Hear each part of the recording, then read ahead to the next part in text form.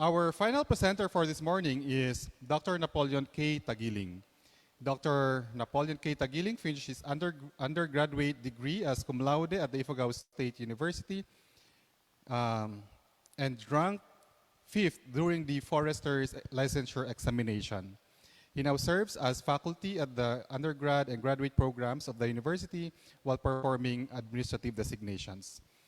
He finished Master in Forestry at the University of the Philippines, Los Baños, and PhD in Rural Development at the Nueva Vizcaya State University. His educational background in forestry and rural development provided him the pillars to become an active researcher, and he published research outputs that can be accessed online and at the Patent Research of the Intellectual Property Office of the Philippines.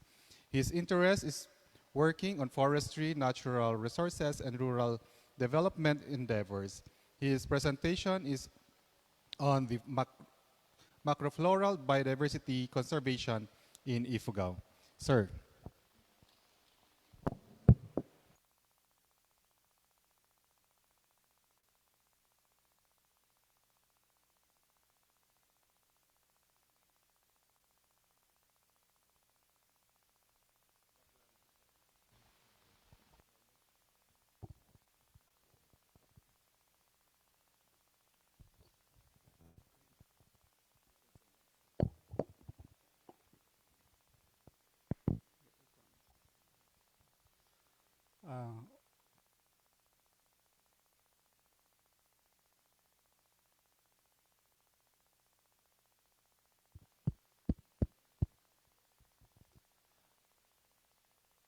Uh, Once again, almost good noon to everyone.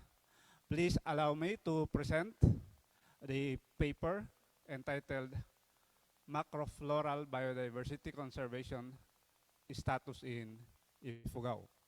I am Napoleon Tagiling, the current Campus Executive Director of IFSU Lamot Campus, and is a faculty member of the uh, forestry and graduate programs of the university. So, biodiversity is important to humans and, of course, the environment. So, baseline information on biodiversity status of the locality is vital in strengthening local institutional capabilities for biodiversity conservation. So this macrofloral biodiversity characterization done in Ifugao will serve as one of the inputs in designing conservation measures at the local level. The objective of the research was to provide uh,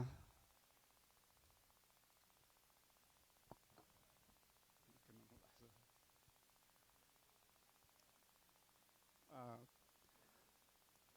data on the different biodiversity status in the province, and of course to determine the ethnobotany of the different species, and from which to determine potential solutions from the respondents of the research. Next, please. So here's the location map.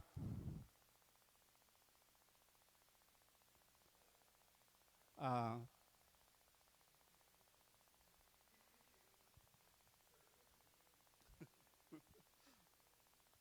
yeah, for the methodology, the project on macrofloral characterization was conducted in three major sites, particularly in the barangay of Namnama, Alfonso Lista, with an elevation of 100 to 500 meters above sea level, in barangay Nagakadan, with 500 to 1,000 meters above sea level elevation, and in barangay Bato, Alatbang, with more than 1,000 elevation. So The project was conducted in 3 sites. In the biodiversity assessment, the rapid inventory method using plot methods in 3 replicates were used. There were actually 3 major plots per sites established, followed by smaller plots within 3 major plots where the inventory was conducted. For the ethnobotany, survey using key informants and focus group discussions were employed. So here are the results of the study. So in terms of macrofloral species, we found out that there were 70 families comprising 131 genera and 216 species. There were 191 species considered trees and shrubs, 6 species of palms, 11 species of ferns, and 9 species of large or tall grasses, herbs, and vines. There were 34 endemic species to the Philippines, 4 which were vulnerable under the IUCN Red List of 2010. The species richness is highest in Namnama, Alfonso Lista, with the lowest elevation of about 89 species, followed by Nagakadan, Kiangan, and Bato Alatbang, Mayoya with 86 and 74 species respectively. Still on the findings, as to number of species and diversity indices, we have here, in terms of number of species, in Alfonso Lista, 89 were identified, Nagakadan, 86, Bato Alatbang, Mayoyao, 74 species, total of 191. As to total number of individuals, highest is in Nagakadan, 1,535, followed by Alfonso Lista, and followed by Mayoyao, with a grand total of 3,466 individuals. In terms of Shannon Index, highest was recorded in Nagakadan, 3.7, followed by Bato Alatbang, 3.6, and followed by Namnama or Alfonso Lista at 3.59 Shannon Index level. Still on the diversity index, on the overall, the Shannon Index, this Shannon Index level is 4.48, indicating a relatively high diversity of macroflora in the Ifugao forests. So in terms of density, it was found out that the species density is highest in Kiangan, where Mayong system of forest ownership is practiced. Species with highest species importance value include the Lithocarpus ovalis, which is known locally as palayon in Ifugao, the Disoxylium species, Laportea species, and Canarium asperum. 40 out of 191 species were singletones or represented by one individual. Now, this indicates that the rarity of the species, at least at the project site. There were 159 species that were found unique in each project site. 64 out of 191 species were only found in Alfonso Lista. 52 species were found only in Kiangan. 43 species found only in Mayoyao. And species that occur in all sites, and those species common to study sites were also identified as follows. 10 species that occur in all sites. 10 species common to Alfonso Lista and Kiangan, 5 species common to Alfonso Lista and Mayaoyao, and 4 species common to Kiangan and Mayaoyao. Now, this information is useful in identifying these species that could thrive in all the sites, that could thrive best in, say for instance, Mayaoyao or Alfonso Lista or Kiangan. Uh, in terms of the ethnobotany of macroflora, the survey revealed 34 food plants used by community members as alternative food, either vegetables or fruits, 25 species of medicinal plants, and these species are used to cure various illness and for health benefit purposes, 26 species with sociocultural importance, used in various rituals and cultural activities by the communities, 67 species used for housing construction, 53 species used for handicraft, 110 species utilized for fuel wood or firewood, 53 species used as a source of lumber, 35 species used for furniture, 51 species used for charcoal making, 61 species used for fence, especially live fence. 3 species use a source of rough fiber for tying. And these 3 species are very much important during harvest of Tinawon rice because these fibers are used to tie the bundles of harvested rice. Nowadays, it is replaced by bamboo and plastic rice straw. There are 4 species used as pesticides or pesticidal plants, and one under this is the species utilized to um,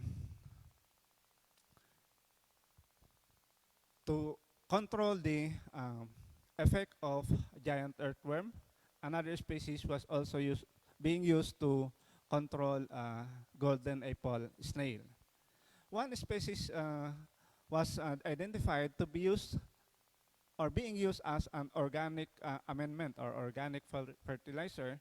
And according to the respondents, this species is very popular during rice seedbed preparation, wherein they utilize this plant in its fresh form as an organic fertilizer. And the name of the species in the local dialect is known as bulu.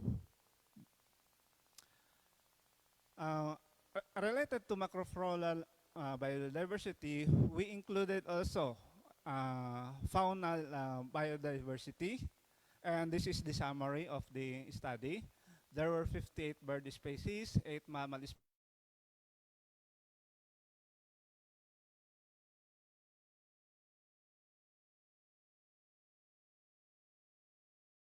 bird species are endemic to the Philippines. 8 species of birds are included in the IUCN Red List category.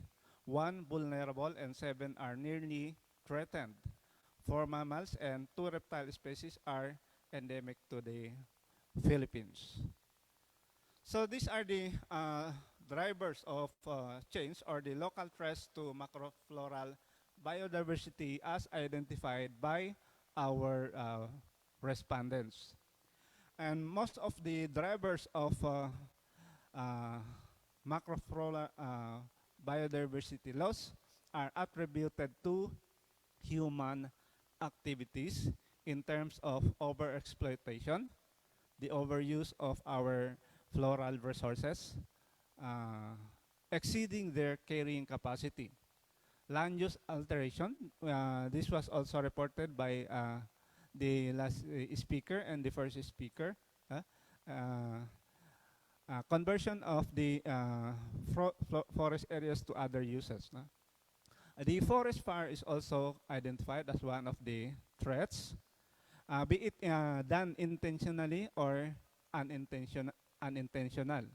And the forest fire usually occur uh, during the burning of small patches of Sweden farms, known as the Uma or Kaingin. The limited knowledge on the global value of floral biodiversity, limited capacity of barangay government officials, government units, and officials, dependence of some community members to natural resources due to lack of sustainable uh, livelihood. I just included the local threats identified to